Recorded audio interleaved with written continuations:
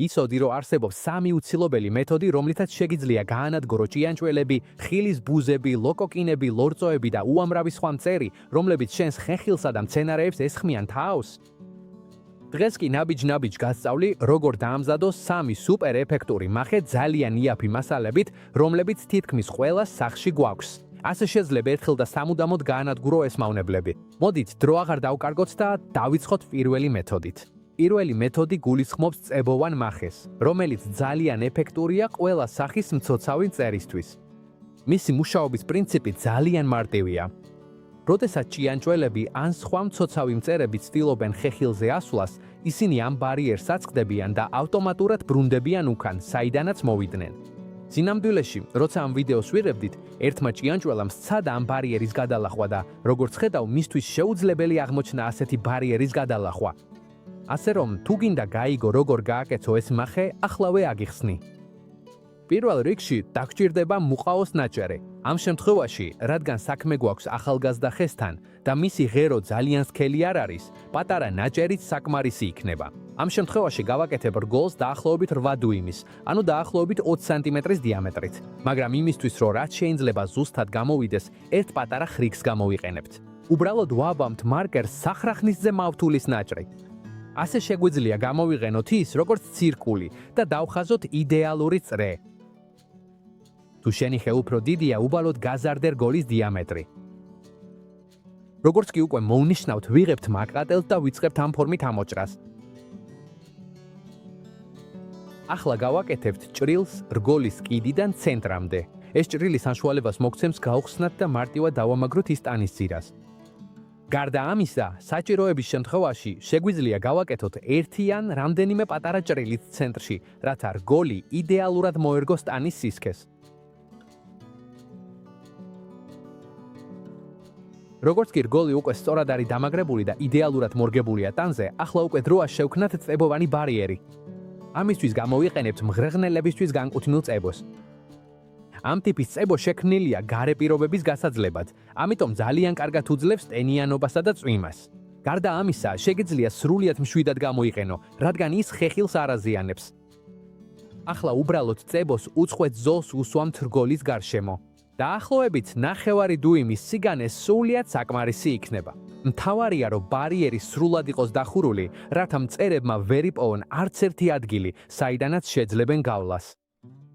მოვლაც ძალიან მარტივია. დრო და დრო სასურველია გადაამოწმოთ, რომ ბარიერი სუფთა დარჩა.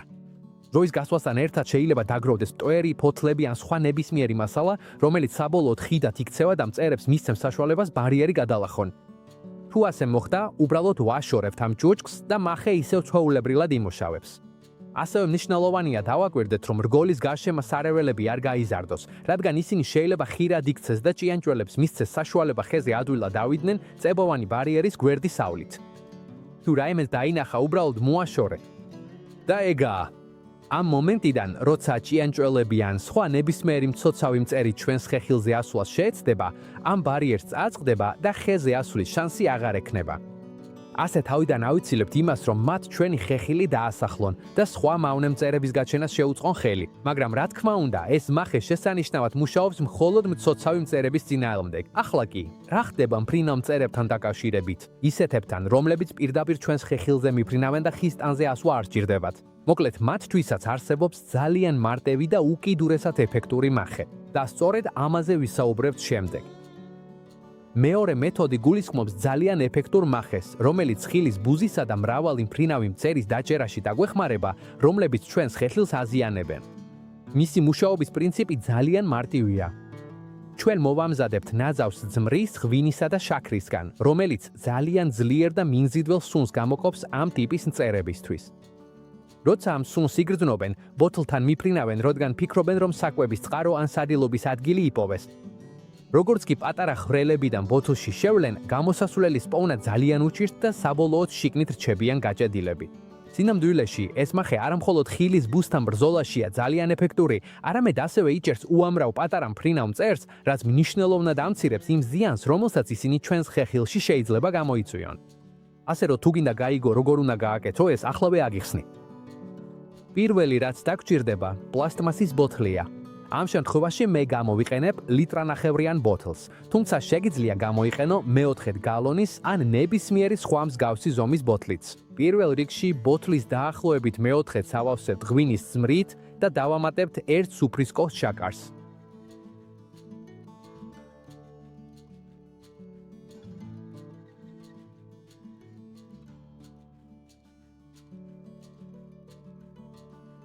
შემდეგ სითხის ზედა დონეზე გავუკეთებთ რამდენიმე ხვრელს დაახლოებით 3 ან 4 მმ-ის დიამეტრით, ანუ დაახლოებით მერვედი ინჩის ზომით. მნიშვნელოვანია, რომ ხვრელები არ იყოს ბერად უფრო დიდი, რადგან ჩვენი მიზანია პატარა მწერების, მაგალითად ხილის ბუზის და სხვა მსგავსი მფრინავი მწერების შესვლის გამარტივება. როცა ყველაფერი მზად გვაქვს, ახლა დროა რომ ბოთლი დავდგათ. ამისთვის უბრალოდ გამოვიყენებთ თოქს ან ძაბს და ჩამოვკიდებთ იმ ადგილას, სადაც უკვე გვაქვს ხილი ან სადაც ხე იწყებს ნაყოფის გამოღებას. საუკეთესოა თუ მას იმ მხარეს დავკიდებთ, სადაც დილის პირველი მზე ეცემა. ასე ბოთლის შიგთავსი ოდნავ გათბება დილიდანვე და ბევრად უკეთ გამოუშვებს მწიფე ხილის სუნს, რაც ხილის ბუზებსა და სხვა ბევრ მფრინავ მწერს მიიზიდავს. ამ გზით კიდევ უფრო გავზრდით მახის ეფექტურობას. მისი დაკიდება ძალიან მარტივია. უბრალოდ გავატარებთ თოქს ბოთლის ყელზე, მივაბამთ ტოტს და დავრწმუნდებით, რომ კარგად არის დამაგრებული. მზადაა, მახე უკვე მუშაობს. რამდენიმე დღის შემდეგ უკვე შევამჩნევთ, როგორ იწყებენ მწერები ბოთლის შიგნით გამოჩენას. როგორც ხედავ, ამ მახის ეფექტურობა ძალიან მაღალია. გარდა ამისა, რადგანაც ძალიან პატარა ხვრელებს ვაკეთებთ, დიდწილად ვზღუდავთ ფუტკრებისა და სხვა მსხვილი დამამტვერავი მწერების მოხვედრას. ძირითადად კი ვიჭერთ ხილის ბუს და სხვა მსგავს მფრინავ მწერებს. ამ გზით ჩვენი ხილის უმეტესობა დაცული იქნება ხილის ბუზის და სხვა მრავალი მფრინავი მწერის შემაწუხებელი ნაკბენებისგან. მაგრამ ჯერ კიდევ გვრჩება ძალიან გავრცელებული მავნებელი ნებისმიერ ბაღში თუ ბოსტანში, ლოკოკინები და ლოკოკინები. ისინი თითქოს არასდროს ჩანან, მაგრამ როცა ყველაზე ნაკლებად ელოდები, გამოჩნდებიან და ერთ ხამეში შეუძლიათ გაანადგურონ ყლორტები, ფოთლები და ზოგჯერ მთელი ნაყოფიც კი.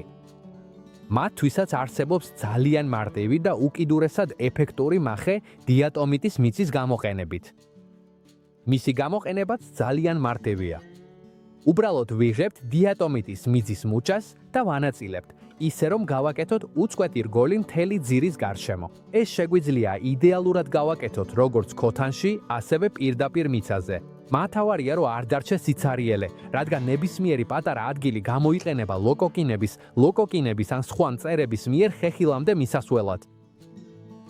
და რატომ მუშაობს ეს მახე ასე კარგად? იმიტომ რომ ეს მასალა შედგება მიკროსკოპული გაქვავებული წყალმცენარეებისგან, რომლებსაც ძალიან უხეში ტექსტურა აქვთ. როცა ლოკოკინა ან ლოკოკინა მასთან კონტაქტში შედის, ეს ზედაპირი მათთვის უკიდურესად უსიამოვნოა და საბოლოოდ ბრუნდებიან უკან, სანამ ბარიერს გადალაჰავენ. სინამდვილეში ეს პროდუქტი უკვე მრავალი წელია გამოიყენება როგორც ლოკოკინებისა და ლოკოკინების, ასევე სხვა მცოცავი მწერების წინააღმდეგ. ამ მეთოდის ერთადერთი ნაკლი ისაა, რომ როცა წვიმს ან ნესტიარდება, ეფექტურობის დიდი ნაწილი იკარგება. ამიტომ, რამდენიმე დღის წვიმის შემდეგ, ან როცა დავინახავთ, რომ ბარიერი გაქრა, უბრალოდ კიდევ ცოტას ვამატებთ და ვანახლებთ მას. როგორც ხედავ, მოვლა ძალიან მარტივია და საშუალებას მოგცემს მთელი სეზონის განმავლობაში ჩვენი ხეხილი დაცული იყოს. ხო და დღევანდელი ვიდეო ამით დასრულდა. უკვე ნახე, რომ ეს სამი მეთოდი ძალიან მარტივია, მაგრამ ასევე ძალიან ეფექტურიც. ახლა შენი ჯერია, სცადო ისინი პრაქტიკაში და ნახო შედეგები შენს ხეხილში. თუ ვიდეო მოგეწონა, არ დაგავიცნეს მოწონება, გამოწერა და შემდეგ ვიდეოში შევხვდებით.